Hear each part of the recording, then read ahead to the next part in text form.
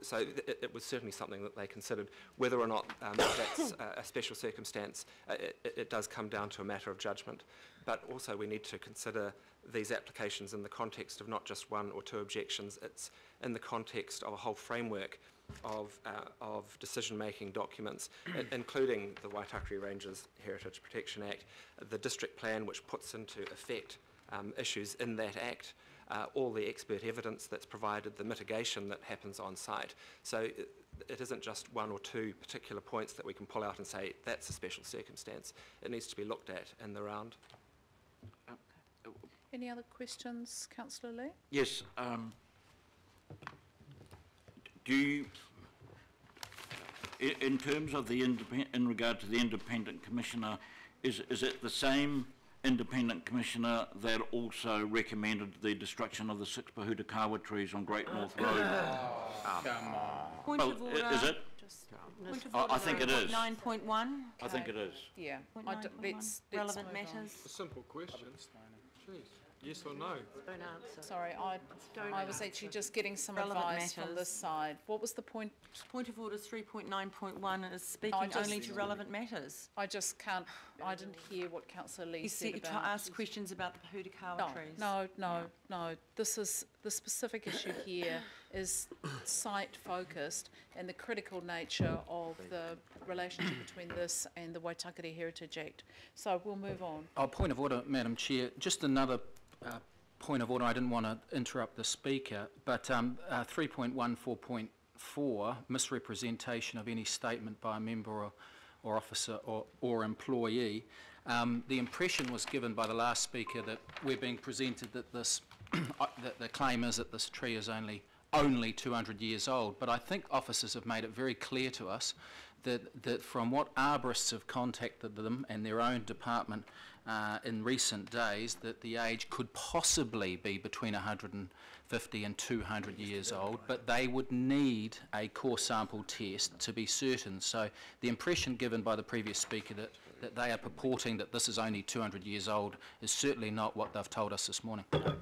I agree. Mr. O'Call mentioned 200 years. No, I think let's not go down yet another side track. Is that not old enough for you, Councillor? Councillors, the issue is slightly wider than simply the age of the tree. Councillor Brewer, you're next.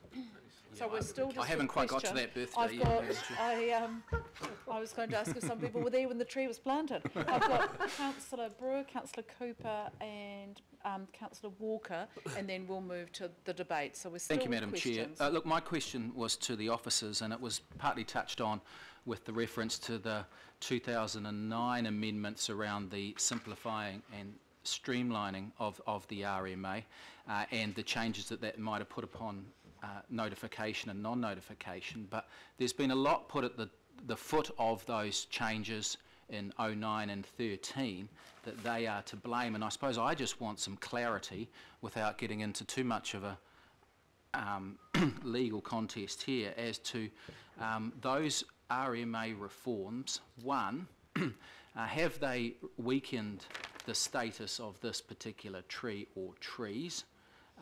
Two, have we seen the change, have those reforms spelled the change of notification versus non-notification decision making? And three, have those changes weakened public participation? And say, I suppose in short, could we have expected the same outcome, the same decision making, the same debate pre-2009 if we were sitting here in 2008 that we're experiencing in circa 2015? So there's been a lot put on the changes, the RMA streamlining and simplifying changes that have brought about this decision. I just want to get some clarity as to whether it is in fact those reforms that have brought us to this situation. I note that you're not suggesting that in the recommendation, that you're talking about the government, the central government on its current review, but can we just get some clarity as to the role of those reforms as to where we have arrived today?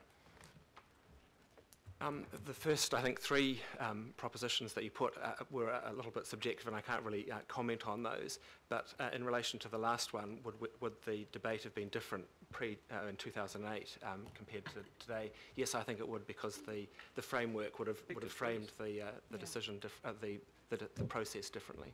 All protected over 6 metres. I think we need to be clear that it was the blanket tree protection rules that were specifically removed, and particularly in the Waitakere ranges would have made a difference. Were the blanket tree protection rules that were revoked, did they apply to the Waitakere ranges? And so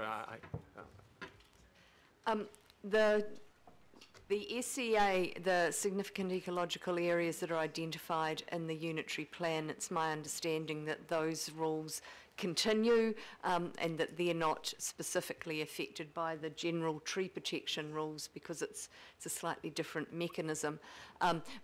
I think what James was talking about was more in relation to the notification, non-notification decision-making process. Certainly there's been a change in that, and a different presumption going into assessing an application. But the SEA rules, previously, I believe this was in a managed natural area, and those rules still apply to it. So I think the assertion that the general tree protection rules, which have been changed and have altered the ability or enabled more the ability to remove individual trees within other areas, that has led to that outcome, but I don't think that that is a relevant argument here, as I understand it. I will stand corrected. SEA trumps it. Good. Any Okay. other questions, Councillor? Just the tree's actual status, while it's not, if we're just referring to the kauri tree here, while it's not scheduled, and the difficulty of that has been put by Councillor Coney, nonetheless, it continues to be identified, doesn't it, within the existing, in the current district plan and the proposed unitary plan.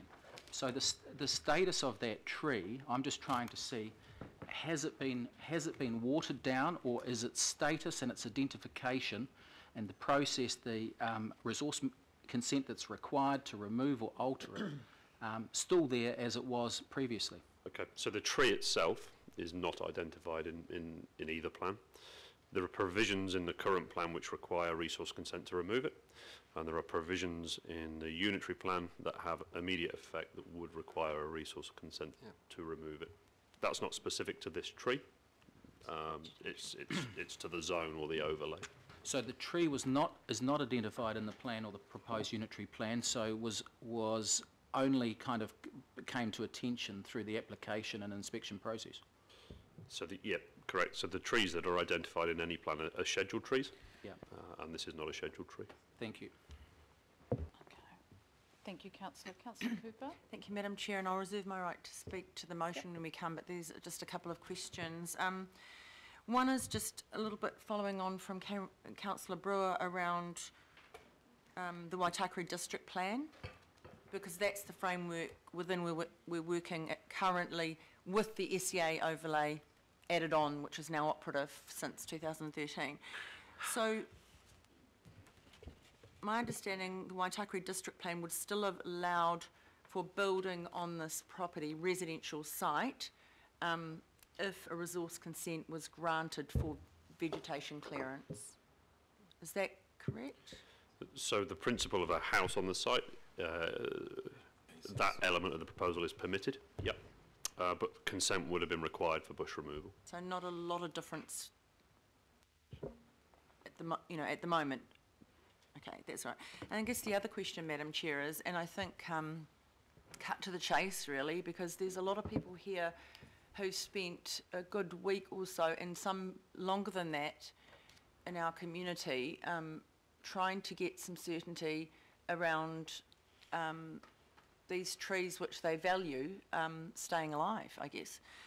And I think there's a certain expectation from people maybe not quite understanding the rules and processes that we can overturn this or withdraw this consent. I guess my direct question is, can council now revoke that consent?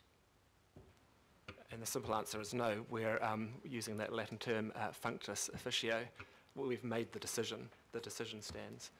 It's a quasi-judicial process, so it's like a court decision. It's been granted. And so just supplementary to that, you said something before, so there's chance to review this or not? The notification. Somebody else could take a judicial review, or Yes, an injunction, or? It's open to anyone who's sufficiently interested to commence judicial review proceedings in relation to the notification decision. And I just had a question too, because I saw somewhere that some of the objectors were asked whether, asked what they could do, and they were told you could take this for a judicial review. And I heard on the TV from some of the people at the site, they said they've taken all legal avenues. Has anybody gone for a judicial review at all? Or I've heard rumours of it being mentioned, but there's been no proceedings lodged that I'm aware of. Okay, thank you. Not going to take it down. Now, I've still got questions from Councillor Walker and Councillor Quacks. So, members, it is now pretty much midday. We're still on extraordinary business. We have an exceedingly large agenda where decisions are required. I'm actually just going to seek a bit of guidance. I will take these two questions, but we need, and we'll take a brief break at 12:30. I'd like us to complete the debate and the decision making in its limited form by 12:30. We need to actually exercise a modicum of control here. This is a, it has gone through 3 separate debates at 2 previous committees and now this one, so I urge you to focus. Councillor Walker.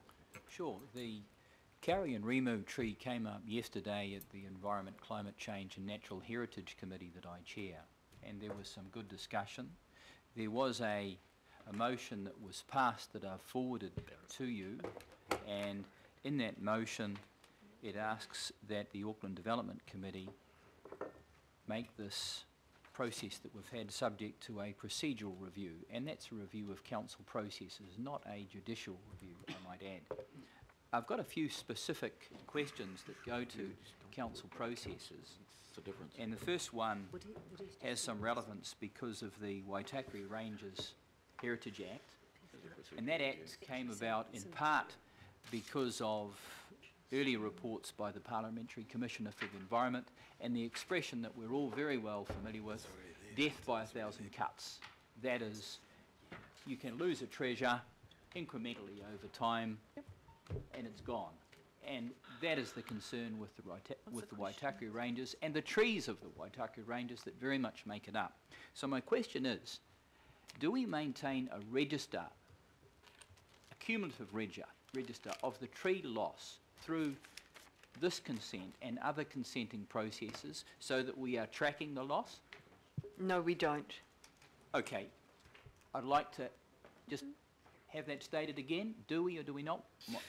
Councillor, okay, we don't. Is this like, is this like births, deaths and marriages? Hang on. It's pretty important. I'll move on to my next question. We also need to remember that we have, you know, some very sensible processes. We do monitor overall bush and degradation, and we do reasonably regular flyovers, and aerial photos certainly show where things are changing, where they're revegetating as well. But okay, your question? My question was, do we maintain a register that goes to our resource concerns? The answer is no. Yep. Okay, the next question I've got, the other matter went to the damage that could occur to the 2 trees on the road that are effectively on council property. Do we maintain a checklist around, for example, damage to tree roots that arises from some form of consenting process? Do we have a checklist that covers off damage to tree People roots? are required to get a road opening certificate from Auckland Transport when they are going across Auckland Transport property, and my understanding is that they do have monitoring of that, they do have inspections.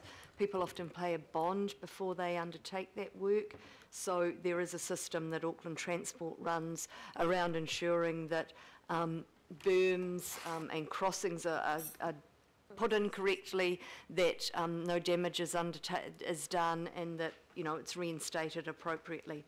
Okay. But Auckland Transport deal with that. Well, I guess my concern is that it's pretty obvious in this point, in this case, that we've got potential significant damage to tree roots of 2 very significant karri trees on land that council owns. It hasn't been picked up. I would venture to say that we don't have an adequate checklist, and that goes to the procedural review. The other question that I've got goes to the selection of independent commissioners, and that is around whether we have a checklist that goes to the type of qualifications, expertise that an independent commissioner might have, in particular around the Waitaki Ranges Heritage Act, obviously the history to that act, the documentation that supports it.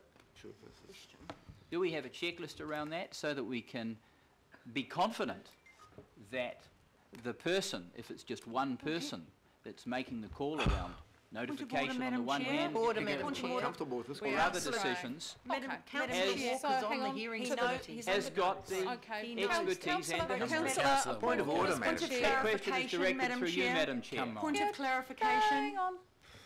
Chair of the Take Hearings question. Committee. Point of Councillor Cooper. clarification, Madam Chair. Councillor Walker is on the Hearings Committee. He knows full well that we went through a huge review of our commissioners. They were all interviewed. They had a special panel, 2 panels to actually choose new people. All their credentials are put forward, and this only happened last year. He knows full well that we absolutely know all the credentials of our commissioners. So Through you, that's a Madam yes. Chair, one, that Councillors, is we're not a not point going of to- no, order. we're not- Secondly, Okay, I have councillor. been asking for a list of the commissioners I'd with like their you- expertise I'd like you to- for some time, It and was have not sent got 2 it. weeks ago. Councillors, 2 weeks one and ago. all, 2 weeks ago. can we deal with that in the Hearings John Walker, Committee? isn't it? That's the best place to Sent it deal to with it. John Walker. Last You're John? question to Been asking for Councillor it for 4 Quacks. years. Councillor Quacks? Yeah, thank you, Madam Chair, and I'll try and be brief. And it is a question. This is a question, absolutely. In looking at the photos, the overheads before of the area, it seems that it's quite a highly developed area in terms of quite a number of residential dwellings there already. Would, in the past, significant vegetation have already been removed from that area? Yes. Vegetation would have been removed to make space for those houses. Okay, There's cool. significance of it, I don't know. What I'm getting at here, has a precedent already been set prior to Mr. Lenihan requesting a resource consent for his property? I would say there's no precedent, but the land is zoned for residential use, so it'd be reasonable for him to expect that he could build a residential property on that site. Thank you. So councillors, I think let's move to the speaking to the recommendation. So we've got a recommendation up here. We've got a couple of other recommendations as well. One that Councillor Kathy Casey wishes to move, and another recommendation that Councillor Walker wishes to move. I think they sit separately. So speaking to the first recommendation, Councillor Casey.